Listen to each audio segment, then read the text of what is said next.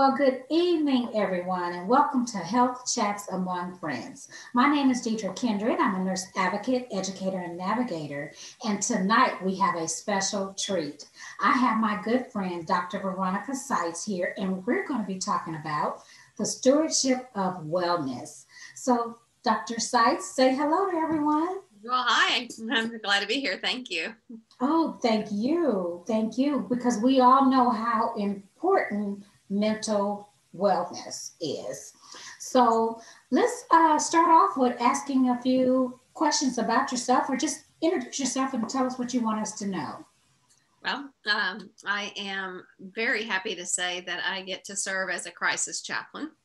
Not everybody wants to go into those spaces, but I am classified as a first responder, and I come alongside those, whether it is on the front line with our fire department, EMS, police department, even our state military, to frontline incidents. And for them, I advocate to be a bridge with the civilians that have been impacted, be it by fatality, or that's usually the level of things that I work with. But that also is I would say, the case study line of work that has brought me to do what I'm passionate about, and that is to understand that we must be good stewards of our mind and wellness. Health is something that we should not take for granted. So, oh my goodness, it's our most precious gift from God. Absolutely. You know, if we don't have that, nothing else matters, really. You know. Yeah, the thing we take for granted is what we need to value the most. Mm-hmm. Absolutely. So let's talk about the stewardship of wellness. What is that? Well, I define it in a book that I recently wrote, is the stewardship of wellness is not the absence of illness alone. Our health and well-being is something that we have ownership of, that we can maintain and manage. And it's one of those things that we ought not to just give it attention when it's not working well for us. And a lot of times we just kind of like a dashboard of a car.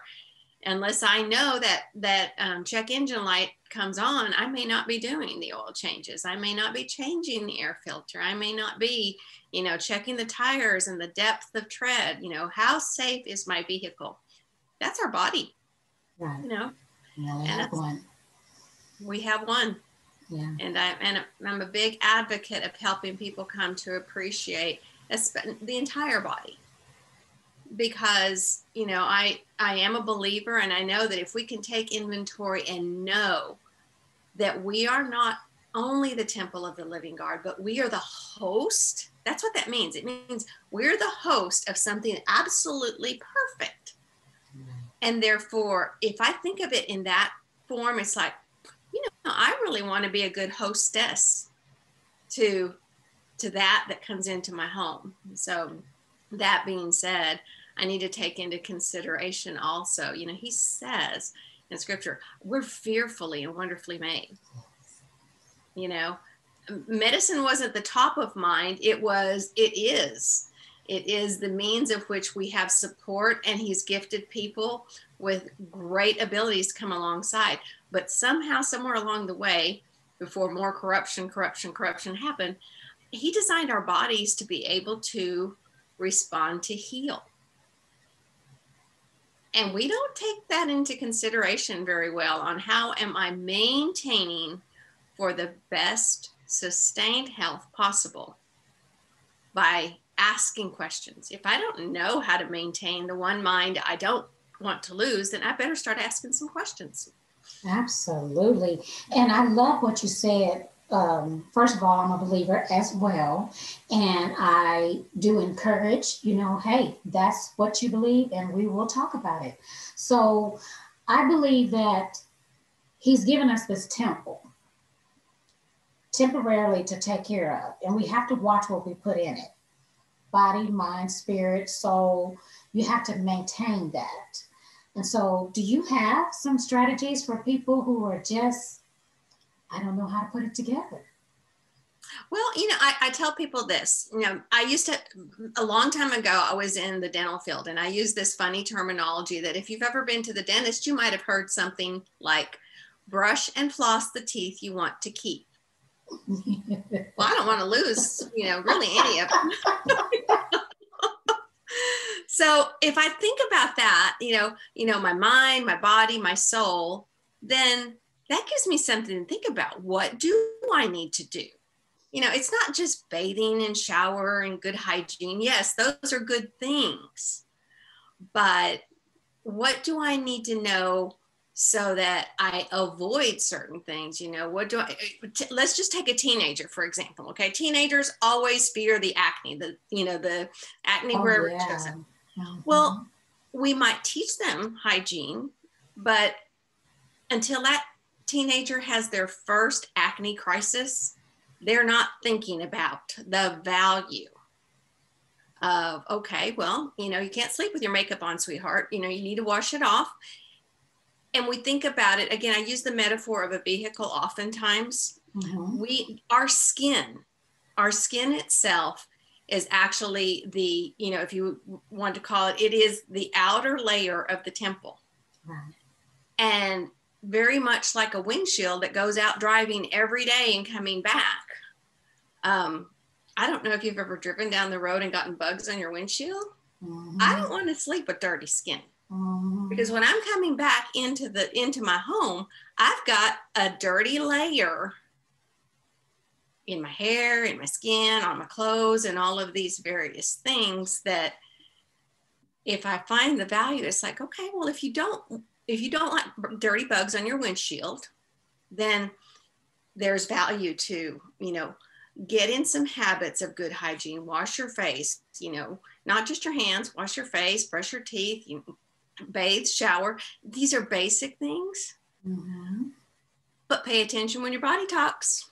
Oh my goodness. Because if your body talks and you're using something that suddenly you were using something to prevent a breakout and you have a breakout, it's like your body's saying, no, this is not working for me. Let's try something that's going to be better for me. Right.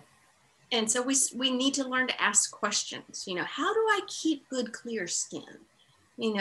Ask friends, we see changes in them. I noticed that, you've downsized and you're wearing smaller sizes, and I'd kind of like to have a different wardrobe. So what are you doing? Are you on a special nutrition plan? Are you dieting? Are you exercising? What are you doing? It's okay to ask the questions. Right.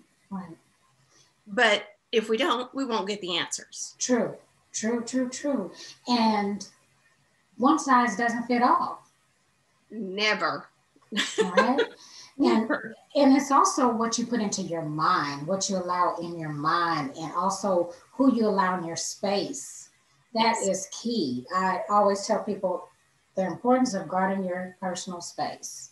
Yes. And the importance of what you bring into your mind, not just food in your body or anything like that, or like you talk about, hygiene and things like that, but the things that are going on in the world today can be so overwhelming for a lot of people. And what I notice is that you have to really be diligent about guarding what comes into your mind, what you're reading, what you're looking at, who you're talking to. That all is part of it as well. That is a very, very big part. And it's a very important area of maintaining our unseen wellness. So our self-image, our confidence, our self-esteem. These are the things that when I tell people, think about real estate. Okay. Not everybody thinks about it, but if, Deidre, if you could live on the perfect location and build your house on that, what would it be? Oh my goodness. Is it going to be beachfront, mountain? What would it be? Wow, that's a great question. Yeah. So yeah. I want to think about that. Yes, absolutely. Yeah. Well, I want 2 houses. and it's okay to have 2 houses, but here's the thing. You won't be double-minded. you will go to one space and you will go to another space. But the thing about it is that I just cast this vision. What is that beautiful space? You know, is one of them, let's just pretend it's on a beachfront. Okay. One of them's on the beachfront and the other one's on the mountains. Yeah. How much trash do you want dumped right there in front of your big picture window? None. Well, these are the things that stick to us. If we're going to give audience to everybody, well, not everybody has value to add to our property. Some of them are dumping, and they're, you know, one man's trash is not my treasure if it's my dream space. Right. Well, my mind is my space. It needs to stay clear so that I can not live the dream, so per se, but live out the vision of the blueprint that's meant for my life. And if I can embrace that, then I'm like, okay, wait a minute. My mind is no different than real estate, because we give up a lot of mental real estate we give out. Oh my goodness, especially in the fields that we work in. Oh gosh, yes. Yeah. Caring for others is not a very care receiving. In other words, people that hurt are going to say things that hurt other people. People that are sick are going to say toxic things that can really, really injure the person that's caring for them.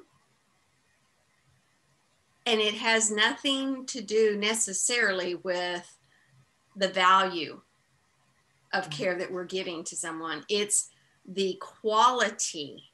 It's the quality of life that person is experiencing, which is not the greatest quality, because they're sick or they are injured or they are, you know, they've just realized they've got a disability that has altered their ability to use all of their limbs or whatever that might be. When we are in the caregiving business, we are not going to be cared for by the patient. Right. And that's something that we really need to think about. So knowing that, how am I going to care for my mind, my heart, my esteem, my confidence? Again, let's not wait till it compromises and it's downhill.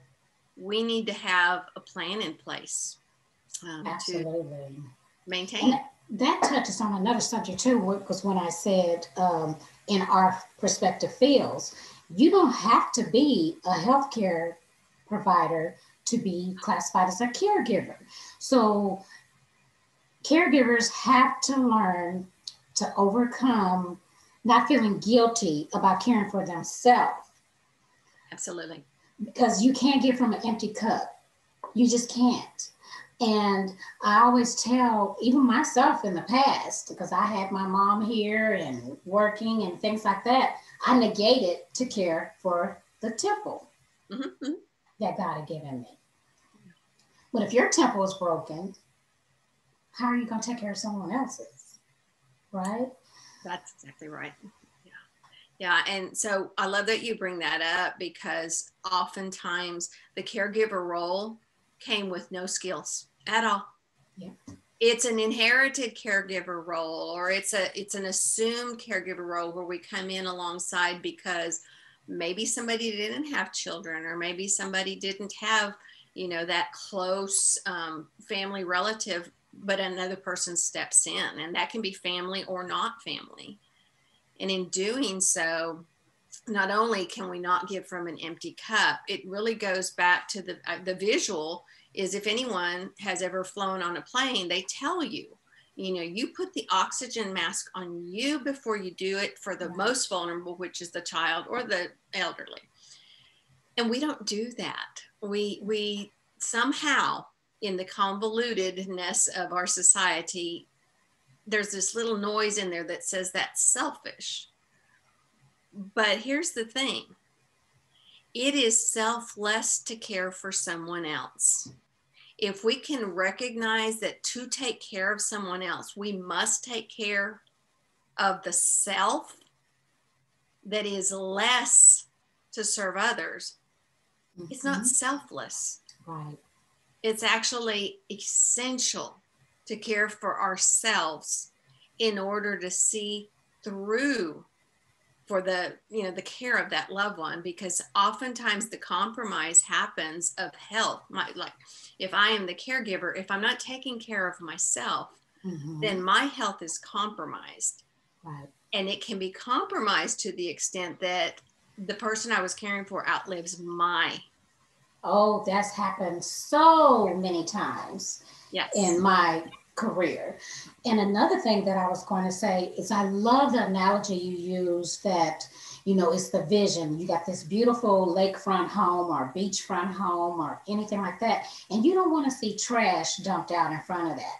So in order not to see trash dumped out in front of that, you got to make sure you keep up the maintenance, meaning that you got to make sure everything is clean and tidy and you're not letting anything come through that front door that's not going to be beneficial for that temple, right? And sometimes it's hard to say no.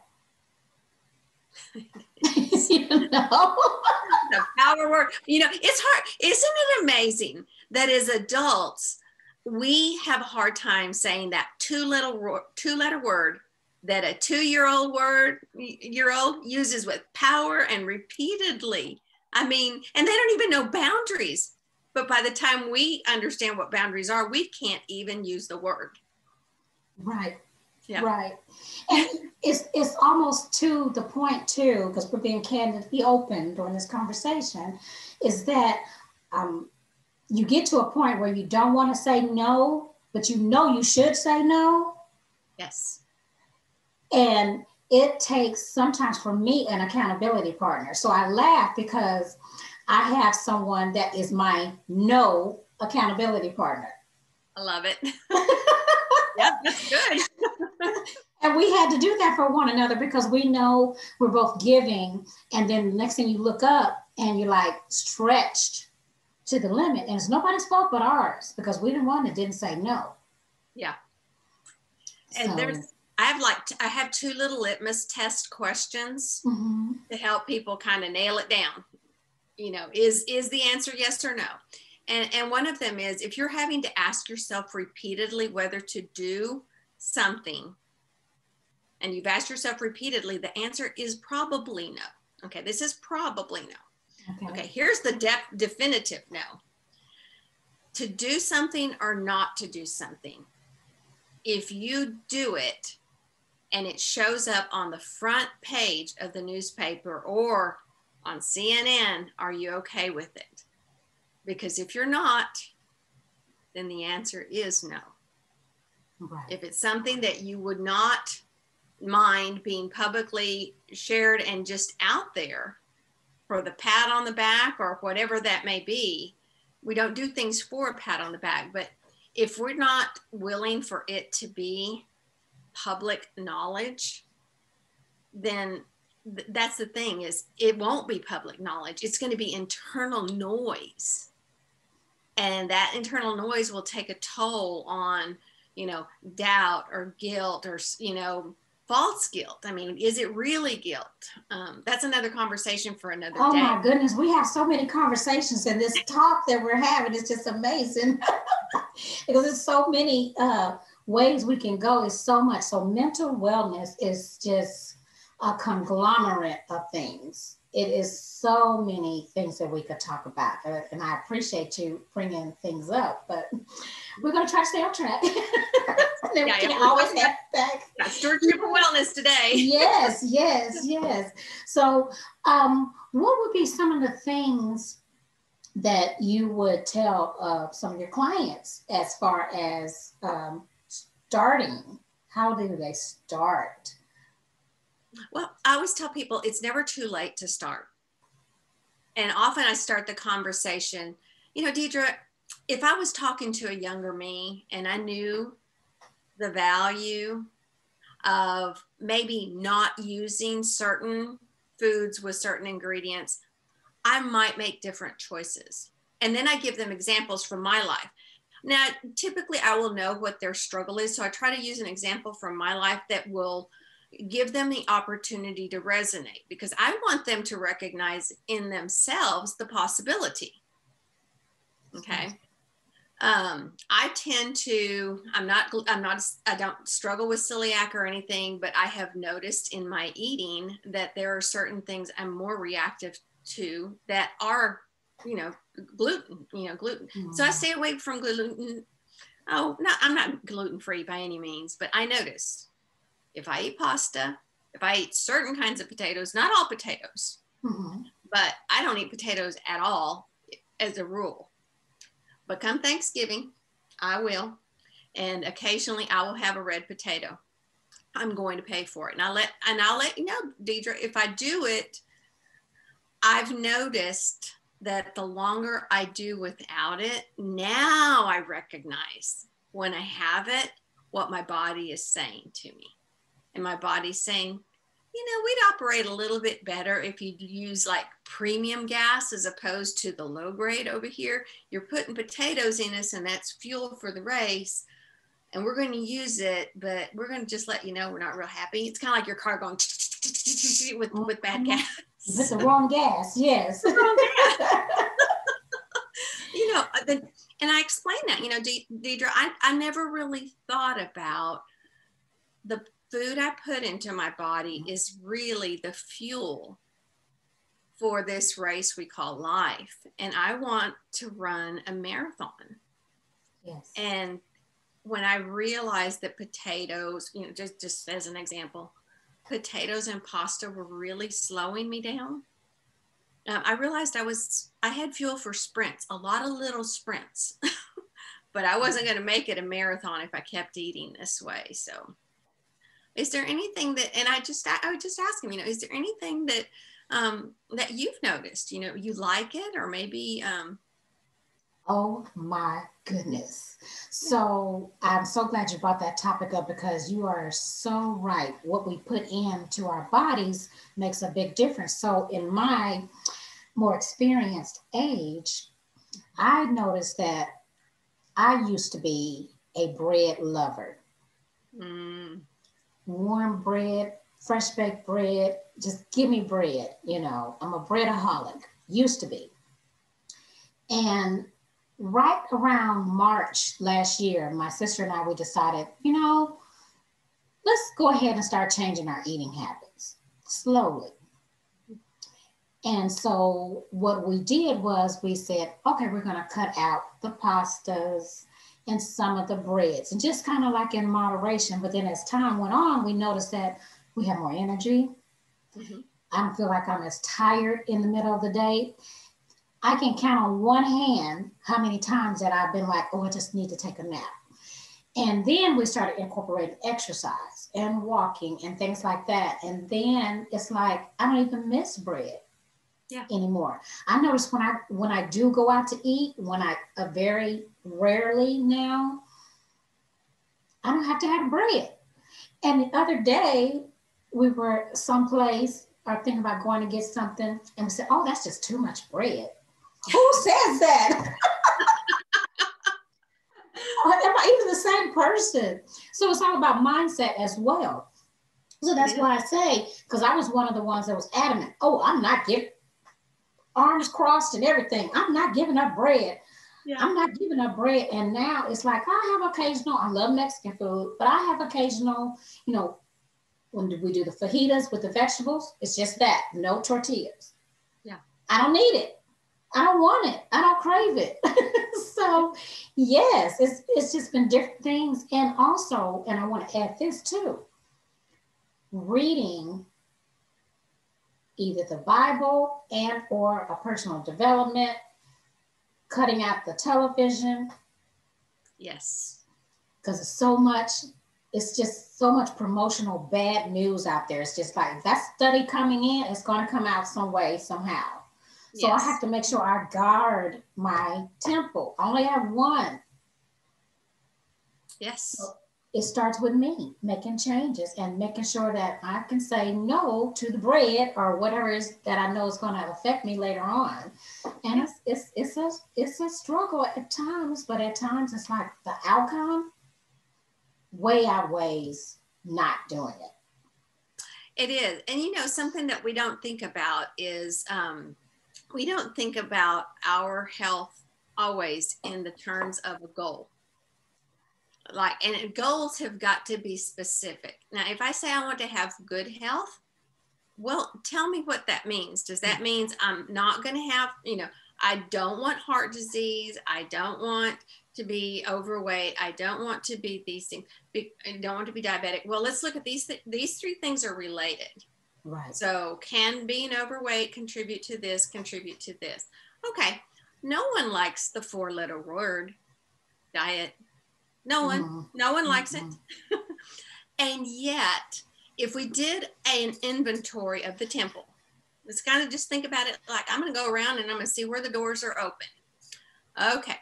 So it looks like I have a window open here. I eat a lot of, high cholesterol food. Okay. Well, would it be reasonable if the next time you sit down to eat, use a smaller plate? Just use a smaller plate. There's a lot of psychology behind this because we are used to these big dinner plates. And what do? We load up the big dinner plate. But if we'll use a smaller plate, okay, the habit is if you're going to load it, you're loading a smaller plate. But when you do that, you're also taking in less food. Yep. Now, when we go out, a really good habit, and I suggest this, is go out and just ask for a to-go box before you start eating that meal. And put half of it in there. And then be satisfied with the other half. Because most of the time, what we do is we get through about halfway through the meal.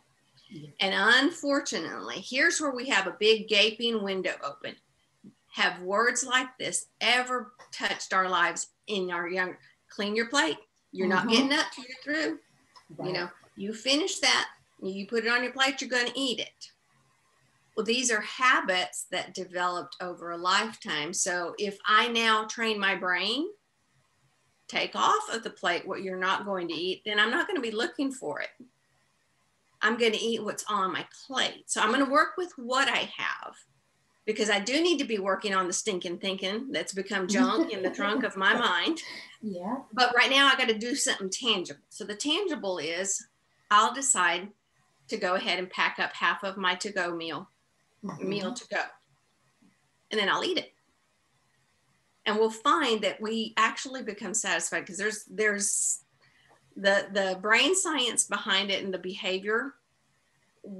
We don't have to get into the details of it, but if our brain is trained to see a plate of food and finish it, if we remove half of the problem, then guess what? You're going to start losing weight. Yes. And you didn't even diet.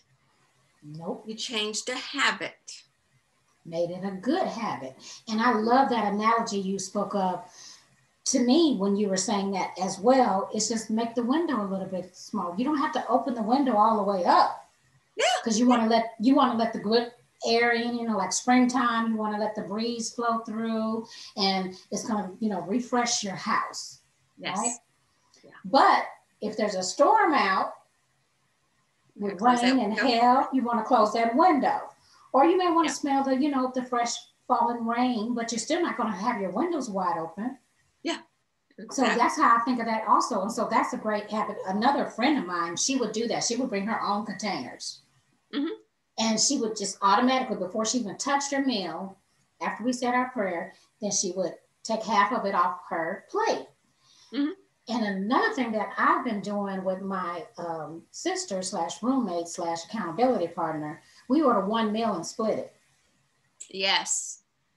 And there's benefits to that too, because guess what? You're going to cut your budget. I mean, you're cutting what you're spending, which means you're saving, and that means you're increasing. So your bottom line's actually, while the other bottom line is going down, your money bottom line is going up. That's a win-win. It is. Yeah. Oh, goodness. So the stewardship of wellness incorporates everything. Mind, body, spirit, soul, finances. Yes. Yeah, because the whole person, we are mind, body, and spirit. But as such, we work, we have career. Okay, we work. I distinguish career differently, because career is what we develop to become and to do for, the long haul. We might be working in school or working towards a degree to get to the career. We might have a shift in those things, but when those shifts come, it has to do with the person we're becoming. So we're going to grow personally. We have relationships, that's family. We have spiritual, we have the mental, because our mindset, it really impacts everything. And I am a trainer for Zig Ziglar, so I do use a lot of his, the habit of having a checkup from the neck up is really kind of thinking about, how do I think about things?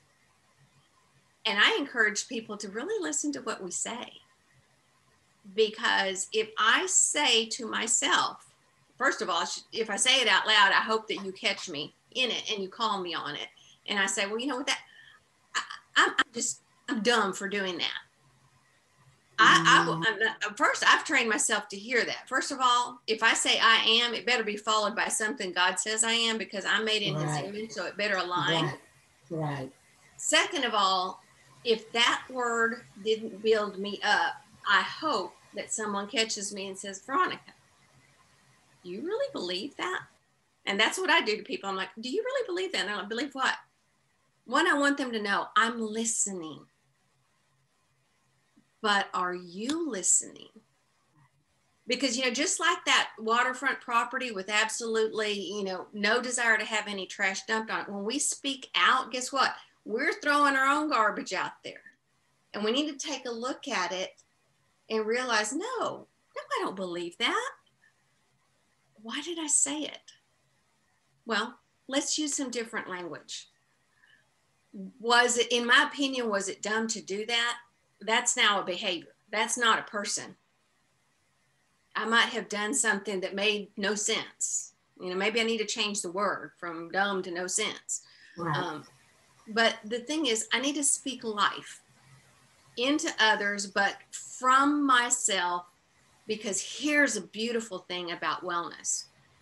What we speak, the scriptures tell us, our tongue has the power of life and death in it.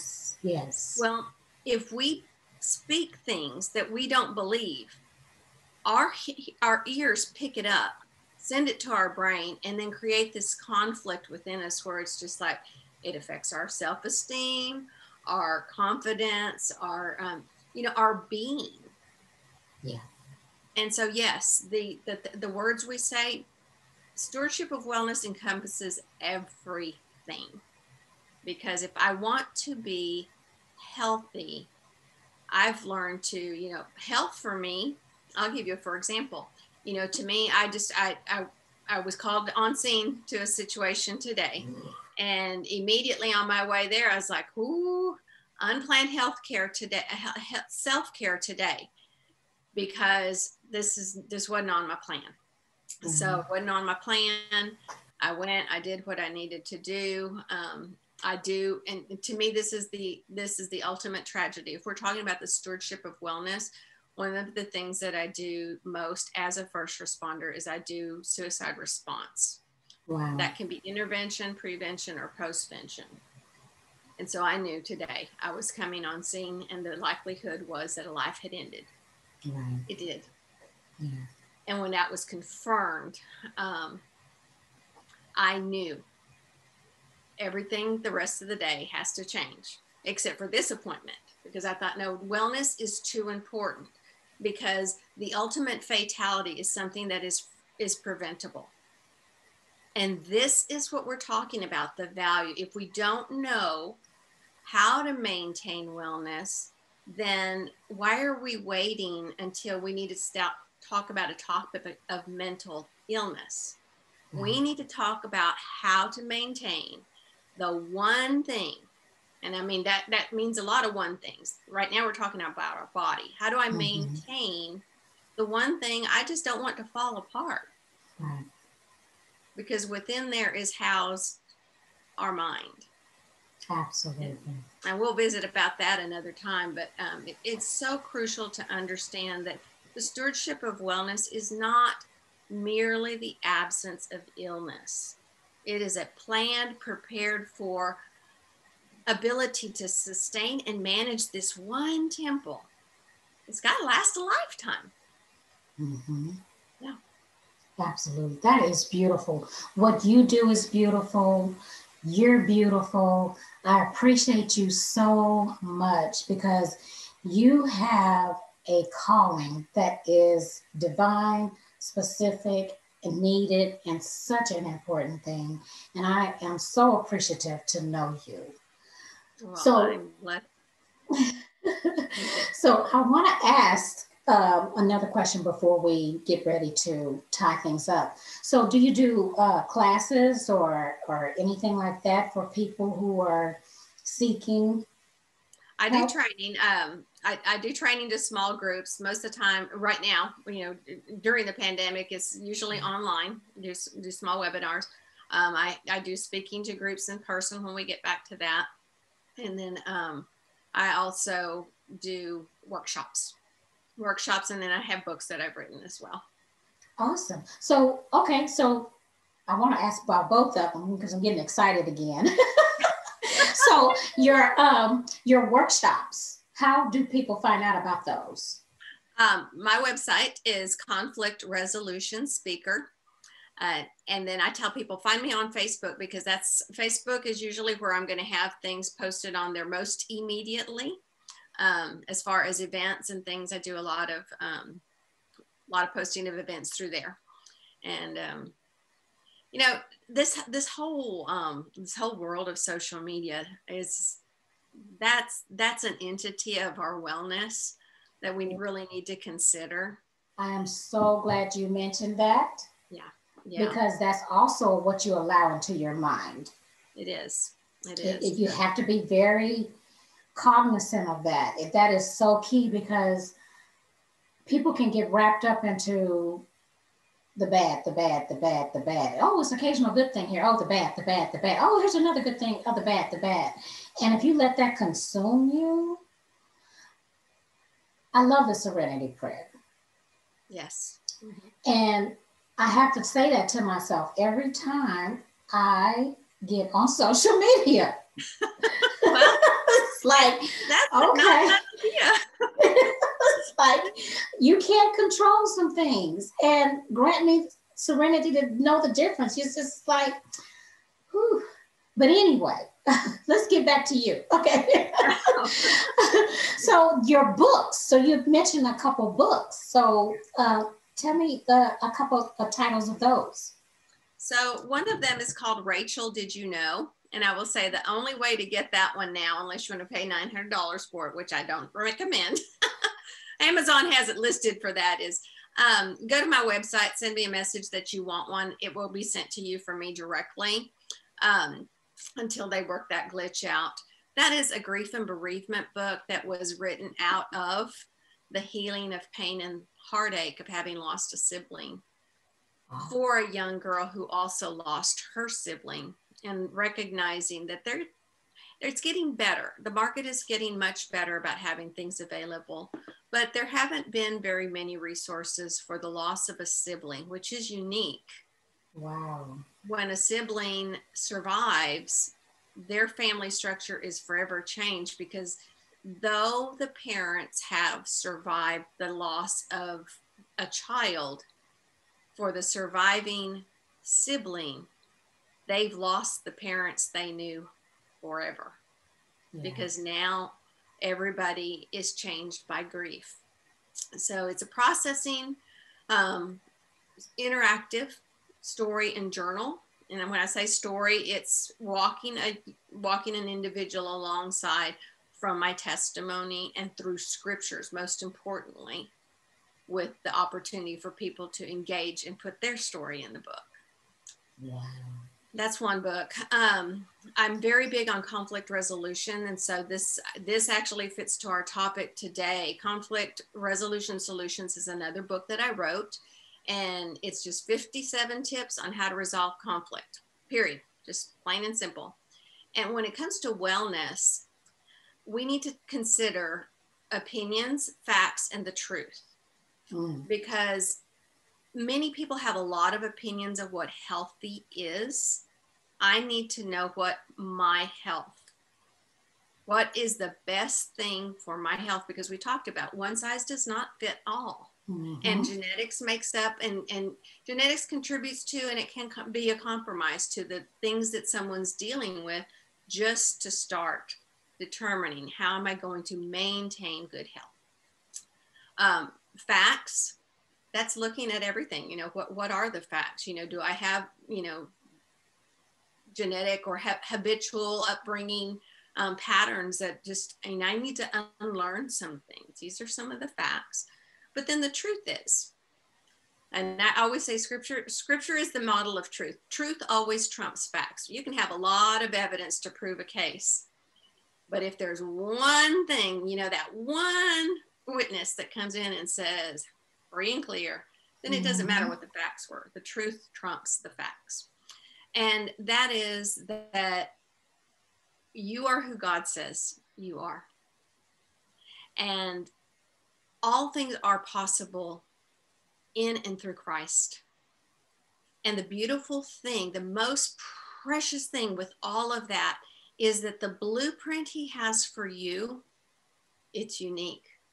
And no one on the planet now, before, or ever will accomplish the purpose for which you're designed and created. So wellness is important. Conflict is not just the external, it's the internal. Absolutely. Which led to the book most recently that I have published. It's called Love Me to Life. And it really is, it's the first in a series of about 4. It's a 4-volume series that is helping to equip and bring people in awareness to how do we bring the numbers of suicide, the preventable deaths, down. You know, what is possible? Because prevention is one aspect of it, but recovery is a very important part. Not only bereaving those that have lost a loved one, but what many people don't realize is the statistics, any statistics that are known about suicide, is that one death represents 30 that have attempted and still survive. So you've got this big gap, and the general public doesn't really realize this is where the opportunity is to minimize that number. Because if we don't understand, there is hope, there is help, and peer support is such an important part, then we're missing a big part of it, which is why I like what you do, Deidre. I mean, you're an advocate. And this is to advocate, and it's advocating for life, and you do it in a way that comes alongside people to give care and to help them have the resources. What I do is in doing that, it's to give an insight and a perspective that this space of 30, that's where our greatest prevention is. Because there are many, many people that actually, and I use terminology very specific, they didn't fail and they didn't succeed at an attempt. What they did is they survived it. And that is not a small thing to have to move through in healing as an individual, because it takes a lot of support and a lot of energy, and not many people are really willing to come alongside, but those that have been there have an insight of what it takes. And so this particular book is actually calling people to realize, and calling people to come out of the darkness and use your voice, advocate. You're alive today, help somebody stay alive along the way. And that is the theme of Love Me to Life. And I appreciate you asking about the books. Oh my goodness, you are amazing. So those last 2 books, do they have to go to your website as well to get those? No. Or can they get those on Amazon? Those are on Amazon. Please go on Amazon, get it, then write a review. That's what I would just ask people to do is we really need to get we need to pierce the darkness with this.